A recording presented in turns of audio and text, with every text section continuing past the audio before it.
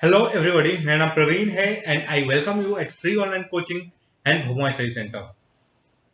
Guys, इस video lecture में मैं आपके साथ एचसी वर्मा का जो मैग्नेटिक फील्ड चैप्टर है उससे एक्सरसाइज का क्वेश्चन नंबर 35 डिस्कस करूंगा। क्वेश्चन क्या है? A doubly ionized helium ion are projected with a speed 10 km per second in a direction perpendicular to uniform magnetic field of magnitude 1 Tesla. Find the force acting on ion, the radius of circle in which it circulates, and see the time taken by an ion to complete the circle. Okay, so guys, अगर देखा जाए ऐसे तो this is the one of the very simple question, but ये बहुत basic question है और इससे आप बहुत सारी चीजें सीखने को मिलेगी। ओके, इस क्वेश्चन को करने के लिए आपको सबसे पहले क्या रिक्वायरमेंट है? आप हीलियम आयन, ये जानिए कि हीलियम एलिमेंट, हीलियम है क्या बेसिकली, और ये डबली आयनाइज्ड हीलियम का क्या मतलब है। ओके, तो देखो हीलियम जो होता है मतलब आप देखोगे हीलियम का जो एटॉमिक नंबर है बेसिकली 2 होता है और इसका मास नंबर जो है वो 4 होता है। तो आप हीलियम के बारे में देखोगे तो आप क्या मतलब जानोगे कि हीलियम का जो न्यूक्लियस के अंदर 2 प्रोटॉन होगा और प्लस 2 न्यूट्रॉन होगा। ओके, और जो न्यूट्रल हीलियम है उसमें 2 इलेक्ट्रॉन रहेगा। यहां पे ये 2 क्या रहेगा? इलेक्ट्रॉन रहेगा इसके अंदर। ओके, ये प्लस नहीं करते हैं, ठीक। अब डबली आयनाइज का मतलब क्या है कि ये जो दोनों इलेक्ट्रॉन है वो निकल जाएंगे, ये दोनों इलेक्ट्रॉन क्या हो जाएंगे? निकल जाएंगे, और इसमें केवल और केवल क्या रहेगा? 2 प्रोटॉन और 2 न्यूट्रॉन। ओके, ये केवल और केवल यहीं बचेंगे हीलियम के न्यूक्लियस के अंदर। ओके गाइस, तो देखो इसका मतलब क्या है कि हीलियम आयन है, इस पे जो चार्ज होगा वो पॉजिटिव चार्ज रहेगा 2 इलेक्ट्रॉन के इक्वल। पॉजिटिव चार्ज कितना रहेगा? 2 इलेक्ट्रॉन के इक्वल, पहला चीज। दूसरा चीज, इसका जो मास है, मास मास किसका रहेगा? वो 4 इक्विवेलेंट, मतलब प्रोटॉन के मास के इक्विवेलेंट रहेगा। ओके, तो गाइज ये जो है बेसिक इंफॉर्मेशन हो गया हीलियम आयन के बारे में। चलो, अब इसका क्या मतलब है? Are projected with a speed 10 kilometre पर second in a direction perpendicular to uniform magnetic field of magnitude 1 tesla. Guys, ये यहां से यहां तक ये जो इंफॉर्मेशन है ना, और ये जो डायरेक्शन यहाँ perpendicular to uniform magnetic field, इसका मतलब समझना बहुत जरूरी है। आपको विजुलाइज करना कि परपेंडिकुलर डायरेक्शन का क्या मतलब है, मतलब किधर होना चाहिए। सी गाइस, अगर आप क्या समझ सकते हो कि देखो, अगर मैं मैग्नेटिक फील्ड का डायरेक्शन स्पेस में मैं बोलूं कि इधर है, ये this is the direction of magnetic field, कहीं इस डायरेक्शन में है, ये क्या है? This is the direction of magnetic field, पूरे स्पेस में, पूरे रीजन में इस टाइप का मैग्नेटिक फील्ड है। तो हमने जो ये हीलियम आयन है उसको कैसे प्रोजेक्टेड किया है? इस तरीके से, ऐसे। ओके, इसके अलावा हमने प्रोजेक्टेड किया है, या फिर मैं बोलूं अगर ये जैसे सपोज को इसको एक्स एक्सिस है, ये क्या है? ये एक्स एक्सिस है, तो मैं मोर प्रिसाइजली बोलूं तो हीलियम आयन किस में है? वाई जेड प्लेन में है। किसमें है? वाई जेड प्लेन में। ओके,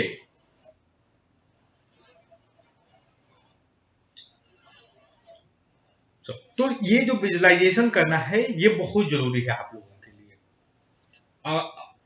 चलो, अगर मैं ये बोलूं, और दूसरे तरीका क्या समझ सकते हैं कि ये जो मैग्नेटिक फील्ड है ना, वो आपके अलोंग द वर्टिकल है, like vertical magnetic field zoom कर सकते हैं, लाइक जो वर्टिकली अपवर्ड। तो अगर मैं मैग्नेटिक फील्ड, अगर जो कॉमन जो हमारा नॉर्म है रिप्रेजेंट करने का, vertical out of the paper. Okay, magnetic field का जो रिप्रेजेंट करने का तरीका है सॉलिड सर्कल से। तो देखो, मैग्नेटिक फील्ड क्या? Vertically upward. आप मतलब अगर आप कॉपी में इस टाइप का फोटो बनाएंगे तो मैग्नेटिक फील्ड जो है आपकी जो पेन है, पेन के डायरेक्शन के अलोंग होगा, और वो आपके फेस की तरफ आएगा, उसका जो जो एरो है। ओके, हेड जो है बेसिकली। तो अब इस केस में हमने, आप ध्यान से देखोगे तो हमने जो प्रोजेक्ट किया है कुछ इस तरीके से ऐसे प्रोजेक्ट किया है, मतलब मैग्नेटिक फील्ड किस डायरेक्शन में है आपका? मैग्नेटिक फील्ड है आपका जेड डायरेक्शन में। और जो ये अल्फा पार्टिकल है, alpha particle, actually helium ion को लोग अल्फा पार्टिकल बोलते हैं, ठीक ना। तो हीलियम आयन जो डब्ल्यू आयनाइज्ड हीलियम आयन जो है वो किस में है आपका? एक्स वाई प्लेन में। ओके गाइज, अगर आपको वेक्टर 3D के बारे में नॉलेज होगा, वेक्टर 3D पढ़े होंगे, तो आप इन सब चीजों को बहुत आसानी से रिलेट कर पा रहे होंगे।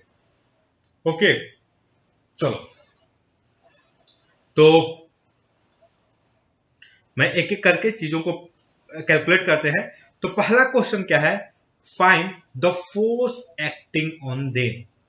तो एक चीज देखो, हम मैं फोटो बनाने के लिए, सिंपल करने के लिए मैं इसको ये वाला लूंगा, मैं ये फोटो बनाऊंगा, ठीक ना। तो मैग्नेटिक फील्ड किधर है? Magnetic field out of the page of paper है, पूरे स्पेस में मैग्नेटिक फील्ड है। ओके, इस पूरे स्पेस में हर जगह मैग्नेटिक फील्ड है, और हमने ऐसे अल्फा पार्टिकल को ऐसे सेंड किया है। तो एक चीज देखो, जो आपका फोर्स है, फोर्स वेलोसिटी के परपेंडिकुलर होगा और मैग्नेटिक फील्ड के परपेंडिकुलर होगा, मतलब फोर्स कहीं इधर होगा ऐसे। Okay, this is going to be the force, और हमेशा परपेंडिकुलर रहेगा, वेलोसिटी के परपेंडिकुलर हमेशा रहेगा। तो वेलोसिटी के परपेंडिकुलर हमेशा हमेशा रहेगा, इसका मतलब क्या है? If force is always perpendicular to velocity, what does it mean? It means that particle is going to execute circular motion. Particle क्या करेगा? सर्कुलर मोशन करने जाएगा। ओके, तो देखो इसमें बहुत सारी चीजें पूछे गए हैं, लाइक पहला चीज क्या है? फाइंड द फोर्स, हमने फोर्स के बारे में बात किया। रेडियस ऑफ द सर्किल, हमने अभी बात किया कि वो सर्कुलर मोशन करेगा। ओके, फिर क्या है? Time taken by an ion to complete the circle, एक सर्किल को कंप्लीट करने में कितना टाइम लगेगा वो बताइए। तो इसको भी एक चीज देखो, अब भाई अगर सर्कुलर मोशन करेगा तो ऑब्वियस सी बात है, एक सर्कल को कंप्लीट करने में कितना टाइम लगेगा वो हम कैलकुलेट कर सकते हैं। तो ध्यान से देखो, ये क्या, इसमें अगर एक सर्कल को कंप्लीट करने में जितना एंगुलर डिस्प्लेसमेंट कितना होगा? 2 पाई। तो मतलब this is a very simple question, if we calculate the velocity and all. Okay चलो, तो हम सबसे पहले क्या करते हैं? पहले फोर्स कैलकुलेट करते हैं, force calculate one by one force calculate करते हैं। तो एफ फिजिकल टू क्या होगा? Basically F physical to Q V B. Okay, अब इनके बीच का एंगल 90 डिग्री है, क्वेश्चन में दिया है, तो बेसिकली क्या हो जाएगा? Q V B. मैं ये लिख देता हूं, देखो चार्ज क्या है? चार्ज 2 इलेक्ट्रॉन के कारण, सो 2e, वैल्यू बाद में रखेंगे। ओके, वेलोसिटी 10 किलोमीटर पर सेकेंड, मतलब 10 इंटू 10⁻³ मीटर पर सेकेंड, और मैग्नेटिक फील्ड कितना है? 1 दिया ही है ये। Okay, so this is the force. अगर इसकी फोर्स की वैल्यू मैं लिखूं, पट करना है 2 into 1.6 into 10⁻⁻19 into 10⁻⁴। So what will be the force? Basically 3.2 into 10⁻⁻15 Newton. Okay, this is the force. चलो अब एक बार चेक करते हैं कि वर्मा जी ने आंसर क्या दिया है। तो क्वेश्चन नंबर 35 का A 3.2 into 10⁻⁻5 okay, so this is the answer given in Verma ji also. चलो अब सेकेंड पार्ट देखते हैं। अच्छा एक चीज देखो, radius of the circle in which it circulate. चलो एक काम करते हैं, जरा मैं यहां पर थोड़ा सा ना फोर्स का डायरेक्शन देखते हैं। देखो फोर्स का डायरेक्शन जो होगा, आई होप आप राइट हैंड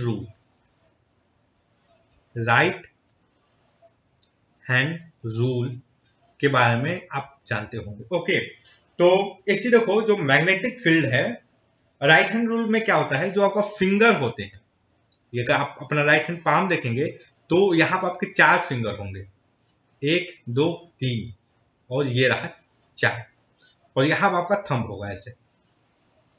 ओके, तो हम बेसिकली करते क्या है, जो फिंगर है, फिंगर ये किसकी तरफ होना चाहिए, ये होना चाहिए आपका मैग्नेटिक फील्ड की तरफ, और थंब किधर होना चाहिए, जिधर वेलोसिटी है। ओके, और आपका जो पाम है, पाम का परपेंडिकुलर जो आएगा डायरेक्शन, वो क्या होगा, फोर्स होगा।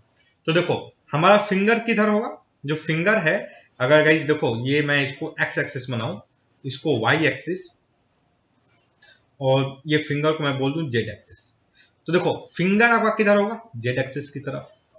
ओके, और आपका वेलोसिटी किधर है, वेलोसिटी वेलोसिटी इधर है। तो आपका ये जो पाम होगा, अगर देखो आप फिंगर को ऊपर की तरफ करो और पाम को मतलब एक्स एक्सिस की तरफ करो, और सॉरी फिंगर को ऊपर की तरफ करो और जो अपना थंब है, थंब को एक्स एक्सिस की तरफ करो, तो आपका जो पाम है, पाम के परपेंडिकुलर ये डायरेक्शन होगा। तो जो फोर्स किधर लगेगा, फोर्स लगेगा आपका इधर, समझ रहे हो। इसका मतलब क्या है कि जो ये जो सर्कुलर मोशन में हमने डिस्कस किया कि ये सर्कुलर मोशन करेगा, तो जो सर्कल का जो सेंटर होगा वो समझ यहां पर कहीं होगा। तो इन सब चीजों का लाइक क्वेश्चन में पूछ सकता है कोऑर्डिनेट क्या होगा उसका, सेंटर वगैरह का, तो इन सब चीजों को थोड़ा सा एनालाइज करना, इनको जानना जरूरी है। ओके, तो इसलिए ये पूछा है कि सेंटर क्या होगा, रेडियस क्या होगा, तो सेंटर किधर होगा हमने यह भी जान लिया, और रेडियस तो हम अभी कैलकुलेट कर लेते हैं। ओके, तो देखो सेंटर जानने किधर होगा, ये जानने के लिए आपको फोर्स का डायरेक्शन जानना जरूरी है। तो हमने देखो कितना फोर्स लगेगा, हमने ये कैलकुलेट कर लिया। अब हम जानते हैं सर्कुलर मोशन करेगा, then Q V B must be equal to M V square by R. So what will be the R, basically R क्या होगा आपका, M V by Q B. और हम देखो अभी हमें तो पता है ना भाई, ये हीलियम आयन है, डबली आयनाइज हीलियम आयन है। तो एम एम क्या है, 4 प्रोटॉन का mass, so 4 into 1.6 into 10 to the power -27 M हो गया KG,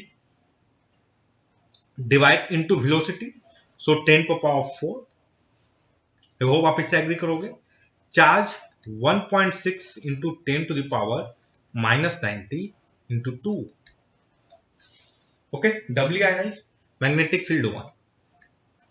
So what we get here, R is equal to R। तो इसको अगर सॉल्व करेंगे हमें क्या मिलेगा, बेसिकली 1.6 अप्रोक्सीमेटली कैंसिल, हमें मिलेगा 2 इंटू, ध्यान देखो 10 टू द पावर 23 हो जाएगा, और -27 मतलब 10 to power -4 meter, this is the radius. Okay, 2 into 10 to the power -4, तो हमारा ये आ रहा है, वर्मा जी ने जो दिया है अप्रोक्सीमेटली दिया है 2.1, तो ठीक है, हमने मास उसका थोड़ा सा अप्रोक्सीमेशन लिया है, that's okay. So what will be the radius, 2 into 10 to power -4, और वर्मा जी का क्या है 2.1 इंटू 10 टू पावर -4। एक्चुअली जो मास होता है इससे थोड़ा सा ज्यादा होता है। ओके, तो इस वजह से थोड़ा सा मतलब डिफरेंस है। चलो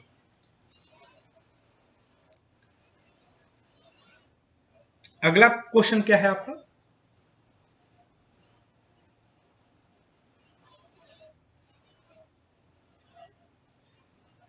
time taken by an ion to complete the circle। okay, so this is the very important question। एक चीज देखो, अगर आप इसको ध्यान से देखोगे गाइज, अगर मैं इसको थोड़ा सा रीअरेंज करूं, what can I write, Q B by M into R is equal to भी।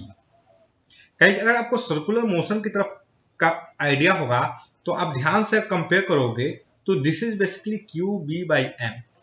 ये है क्या, ये है आपका angular velocity, angular velocity. Okay, और ये आपका वेलोसिटी से इंडिपेंडेंट है, ये कांस्टेंट है, चार्ज पर डिपेंड करता है, मैग्नेटिक फील्ड पर डिपेंड करता है, और चार्ज का मास पर डिपेंड करता है, Q B by M. Okay, किस पे डिपेंड करता है? Q B by M. तो चलो हम पहले तो एंगुलर वेलोसिटी कैलकुलेट कर लेते हैं। तो हमें पता है क्यू की वैल्यू क्या है। Q is basically 2 into 1.6 into 10 to the power -16 19। Okay, V1 है divided by 4 into 1.6 into 10 to power -27। Okay, so what we get, so हमारा ओमेगा जो बेसिकली आएगा, ओमेगा एंगुलर वेलोसिटी इज, ध्यान से देखो ये कैंसिल। ओके, हमें क्या मिलेगा? 1/2 इंटू 10 टू द पावर 8 हो जाएगा, into 10 to the power 8। Okay, चलो तो इसको हम लिखेंगे, बाद में लिखेंगे, पहले और इसको मॉडिफाइड कर लें, ठीक ना। क्वेश्चन में क्या पूछा है, क्वेश्चन देख लीजिए।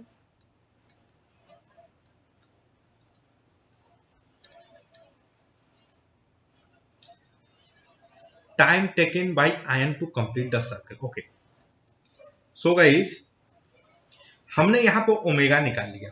अब देखो अगर ये दिस इज ओमेगा, तो मान लो जो टाइम टेकन है complete one circle is T, so what can write omega into T. अगर टी टाइम है, this should be equal to 2 pi. So what is T? Basically 2 pi by omega. Okay, तो अगर मैं यहां पर ये रखूं 1 बाई ओमेगा, क्या होगा हमारा? 1 by omega is basically 2 into 10 to power -8।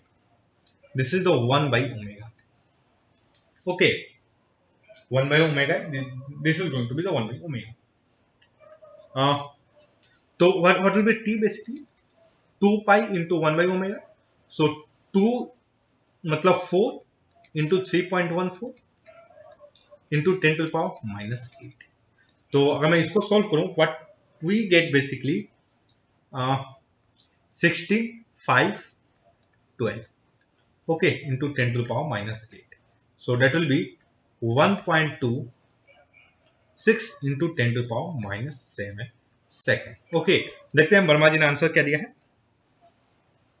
Verma जी का है 1.31 into 10 to power -7 second. Approximately हमारा भी सेम है 1.3 into 10 to power -7 second. Okay, so guys ये जो क्वेश्चन है बहुत बेसिक क्वेश्चन है, बट हाँ इसके हर एक टर्म को समझना जरूरी है, क्योंकि ये बेसिक क्वेश्चन, इसमें आप इस क्वेश्चन को आप गलती करते हैं किसी भी एग्जामिनेशन में, तब फिर तो गड़बड़ है थोड़ा सा। Okay, so that's all guys. I hope कि ये जो वीडियो लेक्चर है ये आपके स्टडी में हेल्पफुल होगा।